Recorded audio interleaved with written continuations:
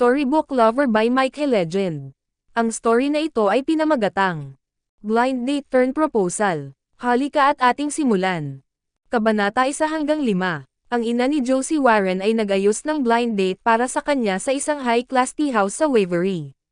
Gayunpaman, pagkatapos ng kalahating oras na paghihintay, ang kabilang partido ay hindi pa nagpapakita. Isang nagtatampo na tingin ang bumungad sa kanyang maselang mukha.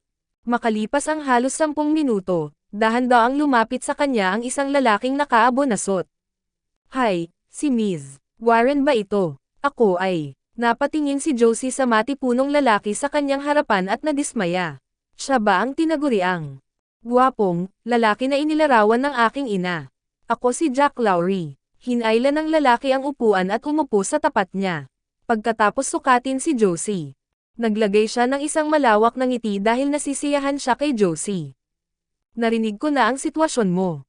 Wala akong mataas na requirements para sa asawa ko. Pagkatapos nating ikasal, maaari kang tumutok sa pagiging isang may bahay. Ako ang mananagot sa lahat ng gastos sa pamumuhay. Mayroon akong 2 anak, mangyaring alagaan silang mabuti. Besides, my parents.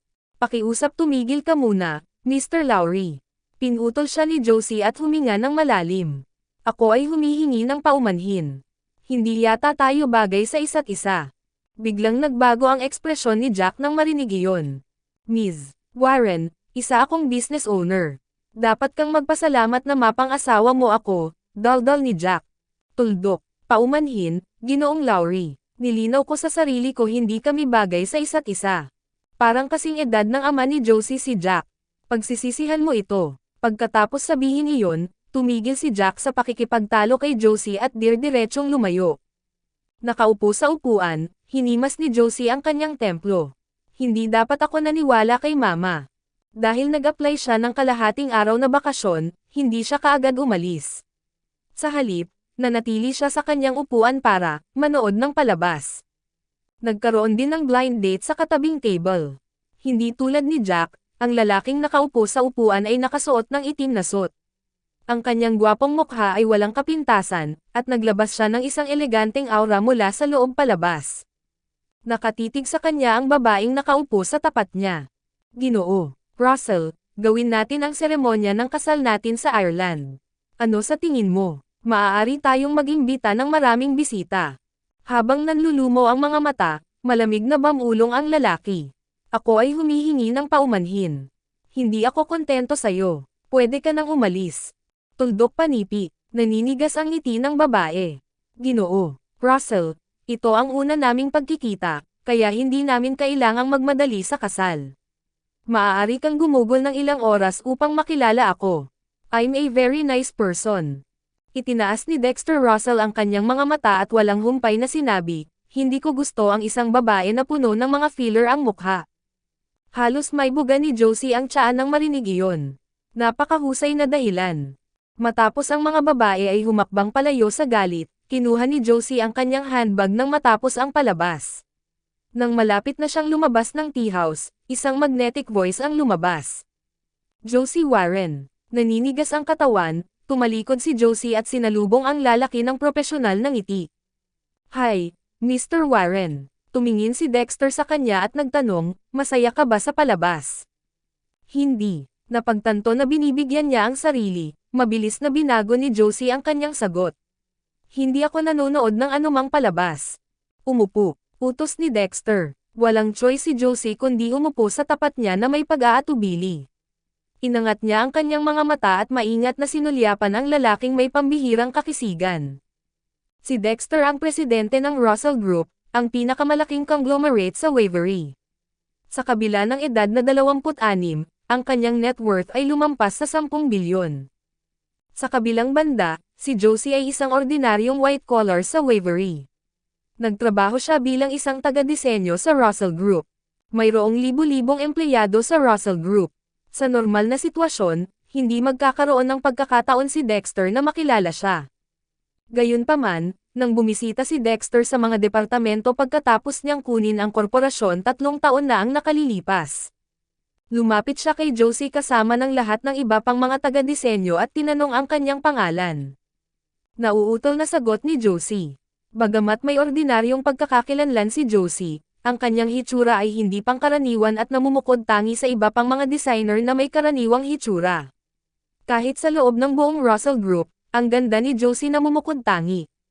Noong panahong iyon, inakala ng marami sa departamento ng disenyo na may bagay si Dexter para sa kanya, ngunit naisip ni Josie na imposible ito.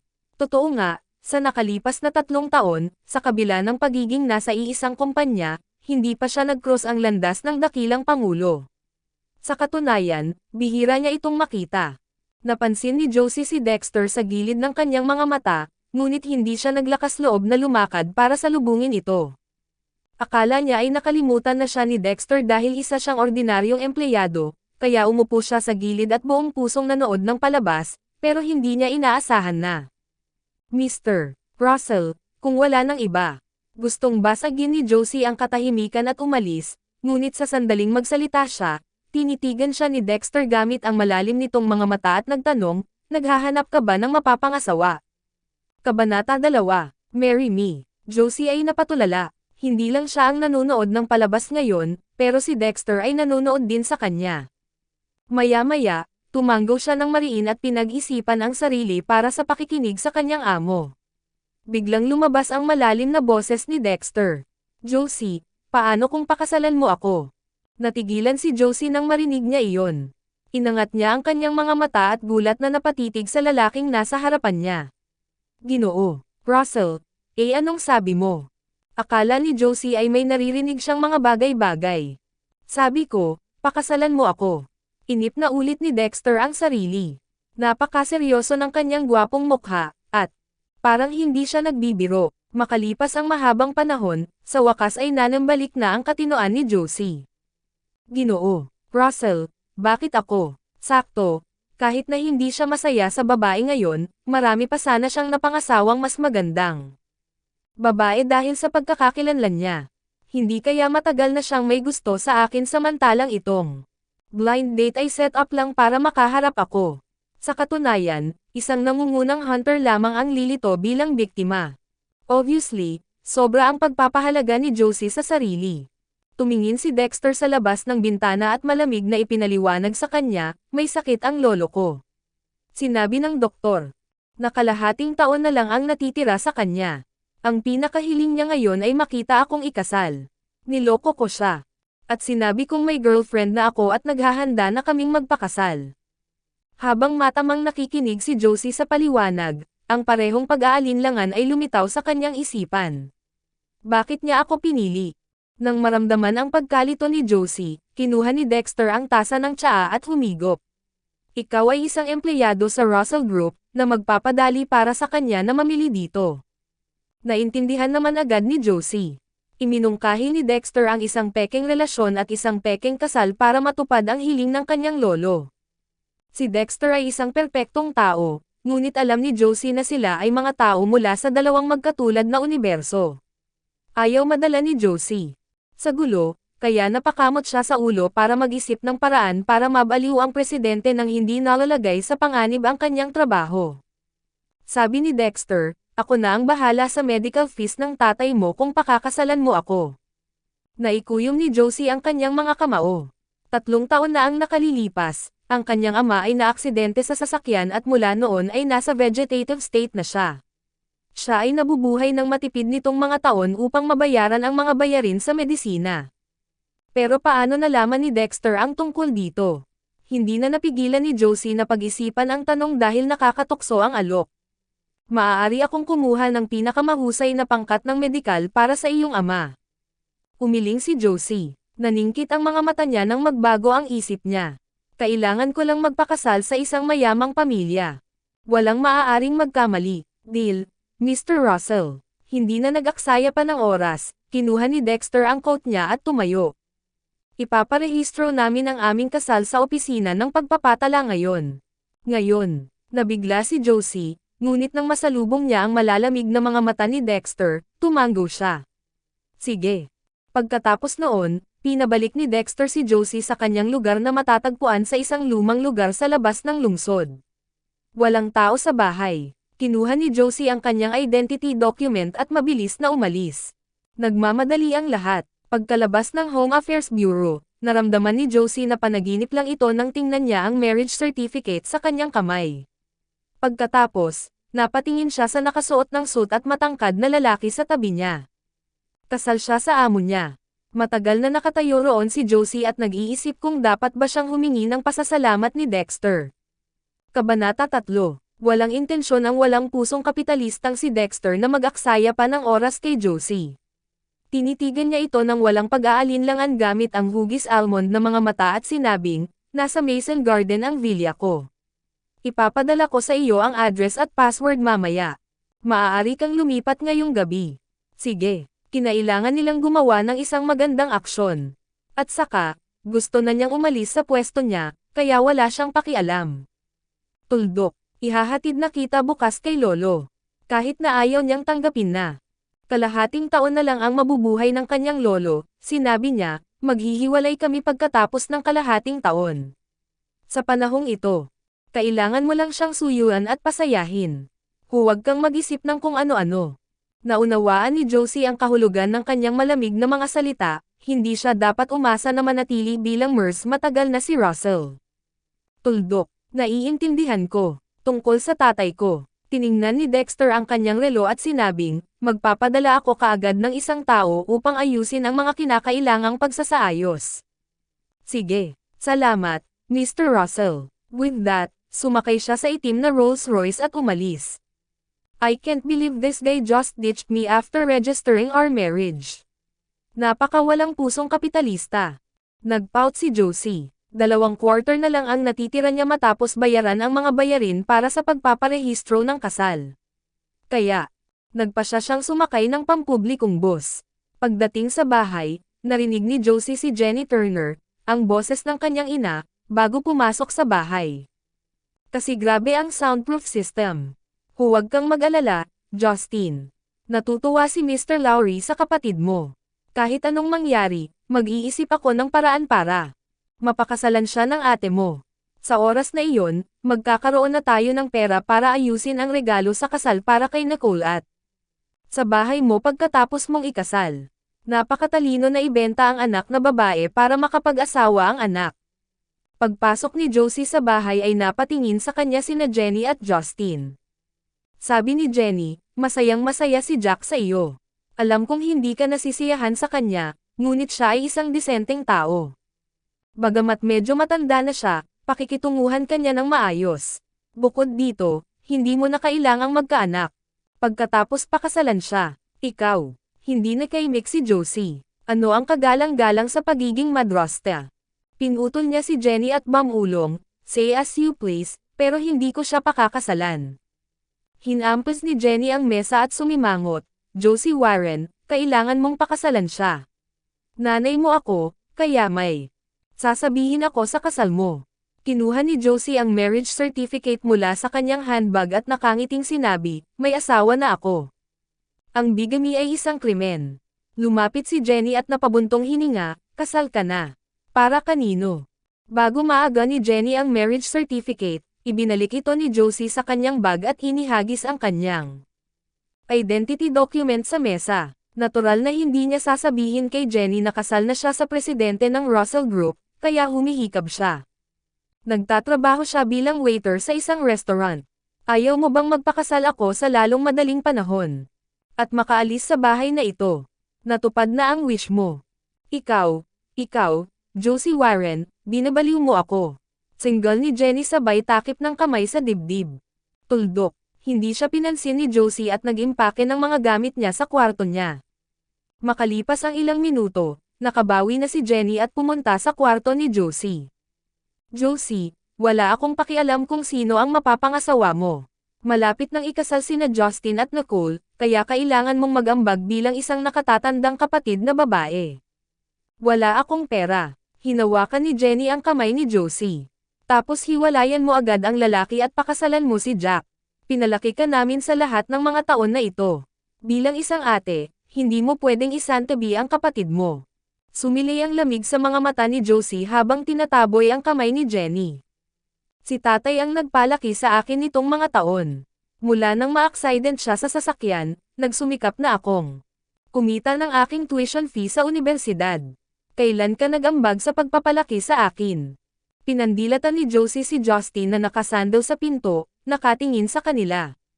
At saka, hindi mo ako biological daughter.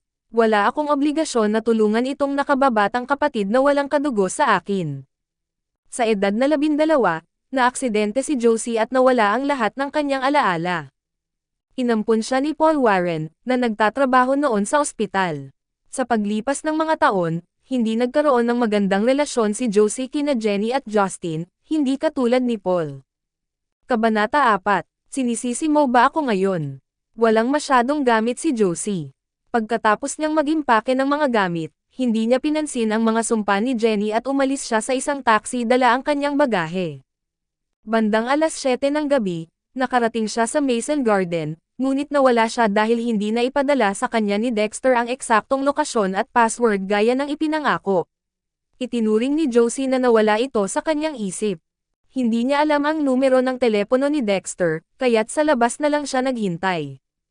Gabi noon ng Agosto, mainit pa rin ang panahon kahit gabi na. Dahil sa pagkabigo, nagkaroon ng gana si Josie na hanapin si Dexter sa Russell Group. Gayunpaman, alam niyang hindi siya basta-basta makakakilala sa kanya. Matapos maghintay ng isang oras, isang itim na Rolls-Royce ang lumitaw sa gate ng kapitbahayan.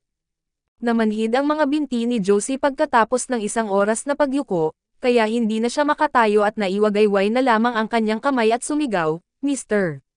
Russell, Mr. Russell. Itinigil ni Dexter ang sasakyan nang marinig ang kaguluhan. Nagulat siya nang makita niya ang babaeng nakayuko sa lupa. Ano ang nagdala sa iyo dito? Mainit si Josie sa ilalim ng kwelyo, ngunit hindi siya naglakas loob na sumiklab sa harap ni Dexter. Nakasuot ng mapagkunwari ng ngiti, ay nalalayan niya ang sarili sa dingding at tumayo. Hindi mo sinabi sa akin ang eksaktong address at password. Saan pa ako maaaring pumunta? Ako ay humihingi ng paumanhin. Abala ako sa isang pagpupulong ngayong hapon at nakalimutan ko ang tungkol dito. Paliwanag ni Dexter at pinasakay siya sa kotse. Ngayon mo lang ba ako sinisisi? Walang lakas ng loob na magreklamo si Josie kay Dexter, kaya nakasuot na lang siya ng sando at sumakay sa kotse bitbit ang mga bagahe. Makalipas ang 2 minuto, huminto ang sasakyan sa harap ng isang bungalow. Binuhat niya ang kanyang bagahe at sinundan si Dexter sa loob ng villa. Sa pagpasok, sinabi ng huli sa kanya ang password sa pinto. Pagpasok sa sala, nilibot ni Josie ang paligid. Nagtatampok ang minimalistic na interior ng mga cool na kulay, ngunit naglalarawan ito ng maharlikang kapaligiran. Mananatili ka sa silid sa kaliwa sa ikalawang palapag. Sa kanan ay ang aking kwarto at silid-aralan. Bawal kang pumasok sa kwarto ko nang walang pahintulot ko. At huwag hawakan ang mga display. Sige, tumanggo si Josie nang masunurin. Bagamat maraming tuntunin ang dapat sundin dito, mas pinili niyang manatili sa magulo na si Dexter kaysa kina Jenny at Justin. Ngayon na hindi na niya kailangang mag-alala tungkol sa mga bayarin sa medikal ni Paul, dapat ay makapag-ipon na siya ng sapat na pera para sa down payment sa isang maliit na apartment sa Waverly. Sa pag-aakalang siya ay isang hakbang na palapit sa isang magandang kinabukasan, tuwang-tuwang umakyat si Josie dala ang kanyang mga bagahe. Katatapos lang niyang mag-unpack ng mga gamit niya, may kumatok sa pinto. Binuksan ni Josie ang pinto para makitang nagpalit na ng damit pambahay si Dexter. Tiningnan siya nito nang walang pakialam at may ipinasa na dokumento sa kanya. Ito ang aking mga libangan at kagustuhan. Kabisaduhin sila ngayong gabi. Huwag mong ibigay ang sarili mo sa harap ni Lolo bukas. Tumanggo si Josie at kinuha ang dokumento habang nagrereklamo sa loob. Hindi ganoon kadali, kung tutusin, ang manatili sa isang napakagandang bungalow. Paano ang aking mga kagustuhan? Kailangan ko bang sabihin sa'yo? Hindi na kailangan. Malamig na sagot ni Dexter at umalis. Ang totoo ay inimbestigahan na ni Dexter ang lahat tungkol sa kanya. Pagkasara ng pinto ay nag-browse si Josie sa dokumentong inihanda ni Dexter. Bawat detalye ay nakasulat doon, kasama na ang pagkain na gusto at ayaw niya. Ano? Isinama pa niya ang laki ng underwear niya. Matapos basahin ang dokumento, naligo si Josie. Bago siya matulog, nagpadala siya ng text message sa kanyang direktor para humingi ng day off. Binalak niyang bisitahin ang kanyang ama bukas pagkatapos makipagkita sa lolo ni Dexter sa umaga. So, nag-apply siya ng leave for the whole day. Gaya ng inaasahan niya, sumabog agad ang masamang direktor. Warren, how dare you apply for leave again tomorrow after bunking off this afternoon? Hindi ko aaprubahan ang iyong aplikasyon sa leave. Kung hindi ka sumipot bukas, mawawala sa iyo ang buong attendance bonus. Nalungkot si Josie dahil, sa Russell Group, ang buong attendance bonus ay kasing taas ng 1,000. Siya ay kasing sikip ng tambol, ngunit kailangan niyang bisitahin ang lolo ni Dexter bukas. Kabanata 5. Ang sarap ng boyfriend mo. Kinabukasan, maagang nagising si Josie. Mayroon lamang siyang ilang murang damit, na tila wala sa lugar sa napakalaking pinong dressing room. Nagpalit si Josie ng maxi dress na binili niya noong nakaraang taon at naglagay ng simpleng makeup. Pagbaba niya ay nakaupo na si Dexter sa couch at naghihintay. Pagkatapos, umalis ang dalawa sa villa. Nang walang anumang interaksyon, tinitigan ni Josie si Dexter at maingat na bumulong, na wala ko ang full attendance bonus ko dahil nag-day off ako para bisitahin ang lolo mo.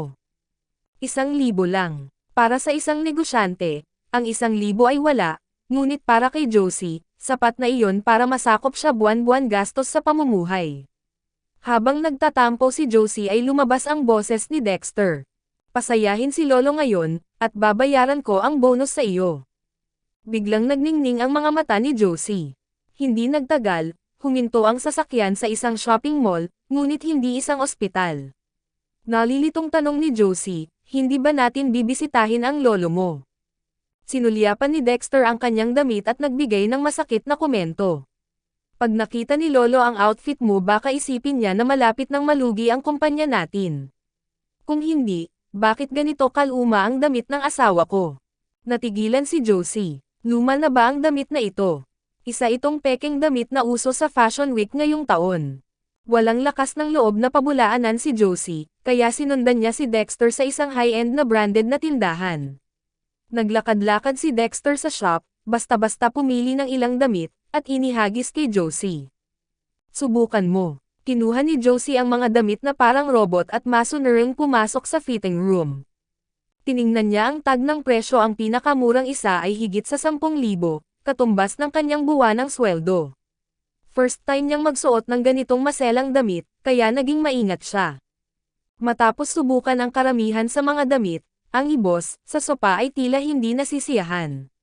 Dahil sa pagod, nailagay na lamang ni Josie ang kanyang pag-asa sa huling maxi dress na malabong berde ang kulay. Nakangiting puri ng staff sa shop, "Miss, ang sarap ng boyfriend mo.